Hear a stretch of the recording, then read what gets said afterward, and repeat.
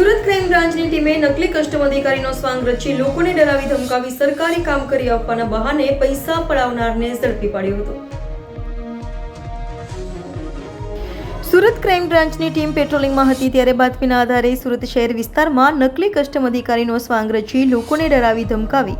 અને સરકારી કામો કરી આપવાના બહાને પૈસા પડાવતા ઠગ હિમાંશુ રમેશ રાયને ઝડપી પાડ્યો હતો। આરોપી વિરુદ્ધ અઠવા પોલીસ મથકમાં ઠગાઈની ફરિયાદ નોંધાઈ છે તો આરોપી પાસેથી ક્રાઇમ બ્રાન્ચે એરગન કાર સહિતની મત્તા કબજે કરી હતી। સુરત શહેર ક્રાઇમ બ્રાન્ચને એવી બાતમી મળી હતી કે કસ્ટમ ઓફિસર તરીકે ઓળખ આપી અને કોઈ માણસ કસ્ટમની ગાડી લઈને ચીટિંગ કરે છે એવી બાતમીના આધારે આ ગાડીની વોચ ગોઠવી ગાડી પકડતા એના અંદરથી જે માણસ નીકળ્યો એની પૂછપરછ કરતા એનું નામ હિમાંશુ રમેશભાઈ રાય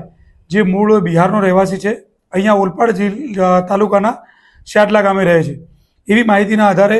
એને અહીંયા પકડતા ક્રાઇમબ્રાન્ચની ઓફિસ લાવીને પૂછપરછ કરતા એને અલગ અલગ સરકારી નોકરીઓ આપવાના બહાને